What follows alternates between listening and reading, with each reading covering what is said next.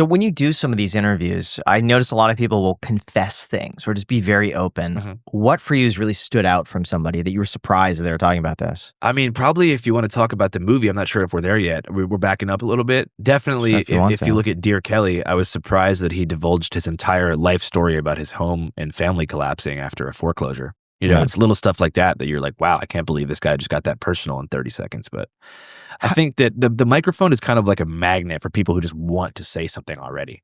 Like people say, how do you get people to say all this stuff? I'm like, dude, they just see the microphone and a lot of people are waiting to say what they have to say. They just need a place to do it.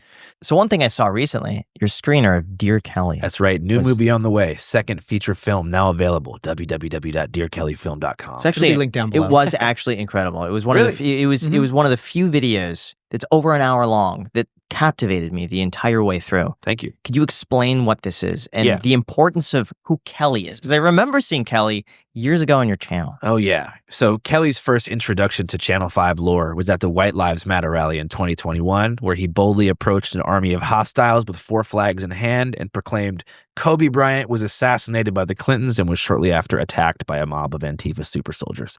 That interaction began a 4-year filming journey with over 300 hours of footage that I had to whittle down to 90 minutes, wherein we kind of dissect Kelly's beliefs, figure out what caused him to jump down the rabbit hole from a caring, loving father of 3 to a Kobe Bryant conspiracy theorist. And we kind of document that process, try different solutions to try and help him get over and get out of that, toxic feedback loop. And then eventually we sit down with his family and work out a solution to help him at least put family before politics. It's not a movie trying to convert someone to like a liberal or something. It's just more about separating and prioritizing family. He's definitely extreme.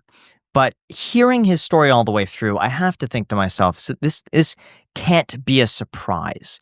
I've seen, not to that degree, but people similar to him that just talk nonstop and they embellish 90% of everything they say. To me, it just seems like this is a personality trait that was not just a flip of a switch. It's an archetype that a lot of people share. This is probably who he has been since he was a kid. And it just kind of snowballed from there. Yeah. What do you think about that? I mean, it's interesting because part of the reason that many people have resonated with the film, they've said, is because they have a dad or an uncle or someone in their family that's similar to Kelly. And while his beliefs are relatively extreme and he's like definitely out there in terms of like his physical antics, there's still a lot of people who are on the same page as him. And so it's sort of a movie about that type of psychology. But on the element of like, has he been like that since a kid? I think that Kelly's always had a heroic self-narrative. And that's one of the subtexts of this movie in general, is self-narrative versus reality. Being able to own up to mistakes and acknowledge where you did, in fact, get over at the same time. And developing a non-binary worldview.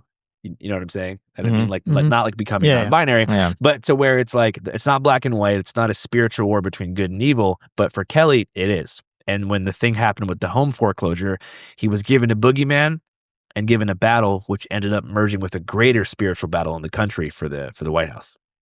So people that appear to be that, like, quote unquote, so far gone, do you think there ever is changing course, and what would it take for someone like that? Because I've had experiences in my own life as well, where you have someone and you just continue to say the same thing over it: save money, don't do this, learn a budget, and then they can be 20, and then by the time they're 40, like nothing's changed, and then they're, they need someone over here to be able to provide finance to funding for their own life, and then they grow into their 70s, 80s, and this can happen over and over again. And it seems like you can kind of tell when they're too far gone, but is there anything that actually can be done? Like, what I've obviously thought about it a lot. In the movie, we tried mediation. We tried so many different things. I really don't know. Like, I'm only 27. I'm still kind of learning how people are, and I haven't had a lot of friends, grow past 30 yet. Most of my friends are young, so I'm curious to see how certain habits and behavior patterns will carry themselves out throughout someone's life when they get to be in their 50s and their parents and shit. Like my friends who drink a lot. I don't know if they're still going to be drinking 7 drinks a day when they're a grandfather. I gotta say, you slow down. I've seen a lot of people who are like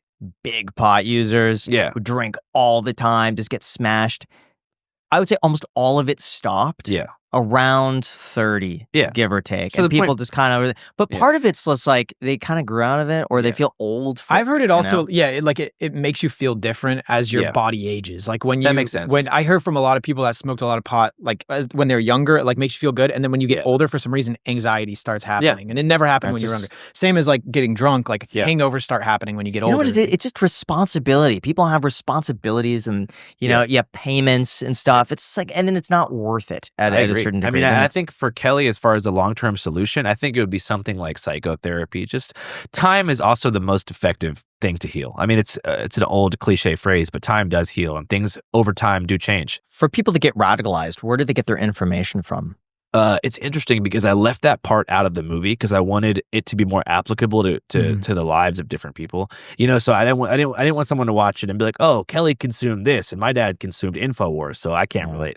But how Kelly's favorite program and the one that kind of sent him in that direction was a obscure satellite radio channel based out of Missouri called Bards FM that has a show on it called Scott McCabe's Patriot Street Fighter. And it's like, have you ever listened to have you seen Hotel Rwanda before? Yeah, they have a Hutu power radio that's like, "Good morning, Tutsis. Time to kill the cockroaches." That's what it sounds like, but it's like, "Good morning, brother. Are you ready to go whoop some Antifa ass out there today?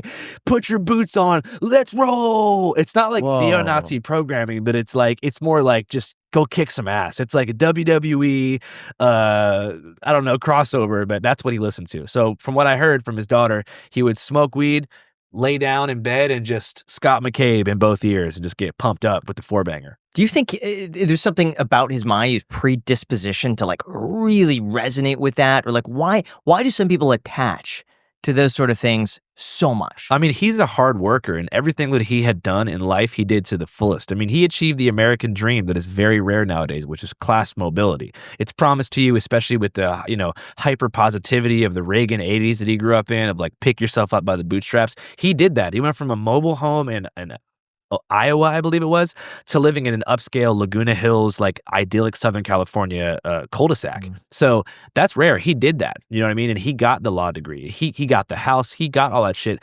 And before that, he was like a football star. So this is the kind of high-achieving guy, which only further serves the self-mythology. So when he hears that there's a spiritual war going on, he's like, you know what? If there's a war going on, I'm going to be on the front lines. I'm going to be the quarterback. This is my fight. You know? Wow. How much did that cost? I'm going to go ahead and say $300,000. $300,000. Whoa. Yeah. Is that a lot or a little? I mean, when I hear $300,000 for a YouTube video, I think a lot. So, but I get it was 4 years of work. But yeah, that's what I was thinking. Like, editing, probably $100,000 in total because it was 350 hours of footage. So we had 2 different editors. We had to digitize like all this VHS footage from the Johnson family. Yeah, true. That took a while. And then actual promotion, we probably put like maybe $50K into promotion. What is the promotion? Wheat pasting. We got a billboard outside of Vegas right by Sloan, in between Prim and Sloan, on the left side of the freeway, right when you hit that bend. On the way to Vegas? Yeah. I'll see that today. Yeah, it's by Gene. It says DearKellyFilm.com, streaming now on the left side. Is that effective? I feel like you just doing an Instagram. It's not effective, but it's just fun. And it's sick marketing. We have a commercial coming out where we're like taking pictures in front of the Dear Kelly Film sign. But who's paying for it? Like you're paying for it? Yeah, I'm paying for it. How much does a billboard cost again? It's really cheap, dude. It's like $900 a week. $900 a week for it. Do you want to get a billboard? We're talking middle of the Mojave here. You want to waste money? Is it on the 15 freeway? Yeah, dude. For $900 a week. Yeah. That's actually, that's pretty lucrative if you have a billboard business. Yeah, what? Are they booked out in advance? No, dude, nobody wants to promote it. To be fair, it's very far from Las Vegas. It's probably like a 15-minute drive. It's like when you make that right where the Starbucks is at, where you get to Good Springs past the prison. Right, it's right there. So by the prison. Yeah. Okay. It's not very, it's also not facing the side of the freeway that you're driving on. So it's the cheapest billboard spot there is. Oh but either way, and then... Did you look, by the way, into how much some of the other billboards are? Yeah, they're more expensive. How much are they? Yeah, they're probably like $3,000 a week. $3,000 a week? Yeah. But if you're, the closer you get to the Vegas Strip. Like I see the ones for all the buffets or the shows. So that must tell you something. Yeah, but usually they have like 5 in a row. That's like buffet, here, MGM, $32, lobster. And it's like 5 of them in a row. If South Point can afford 5 billboards, you probably could too. You know what I mean? That's gambling. That's really money. good I don't point. know. Yeah, that is true. That's the thing. But back to the budget of the movie, and then I had to pay like $200,000 fighting this lawsuit in court against Bill Joyner. So in total, wait, what's this? if at the very end of the movie, you'll see there's a defamation lawsuit that I'm fighting right now. I can't talk too much about it. I might talk about it in the future, but right now, either way, I'm upstream or downstream. I don't know what you call it in money terminology, but You're in the red. I'm in the red. I was in the red, but I'm getting into the green now Because of the sales? So Dear Kelly made $100,000 opening weekend. $100,000. Where was it streaming? It was just on the site. DearKellyFilm.com, Yeah. independently streamed. Now we're up to like 35,000 independent rentals. Whoa. So like it's going up. So like I'm about $50K away from paying back the project itself. But now the defamation lawsuit. So Kelly's arch nemesis is Bill. Yeah. Bill is a lender in Orange County. Correct. Bill thought that the whole movie was a hit piece about him and his lending practices, I'm pretty sure. He thought that I was espousing Kelly J. Patriot's beliefs. Okay. So he sued in advance of the movie releasing with the expectation that it's going to be about him, I think. Okay. The lawsuit includes various claims that aren't real, such as a violation of the Federal Wiretap Act, never did that, stalking, emotional distress, stuff like that. Okay. Where are you in that lawsuit? Because defamation is one of those things, hard to prove, expensive to fight. So we just filed an anti-SLAPP motion because it's a federal court case. It's in federal court. So we're still waiting on the judge, but she dismissed oral argument. So like, I guess that to me, if they dismiss oral argument, that means like she's kind of made up her mind. She's 91, I think the judge is, but her clerks are a bit younger. So I'm hoping that they have the media wherewithal to figure out that this is not, in fact, There's a hit piece 91-year-old judge? I think she's actually in her 80s, not 91. She's older.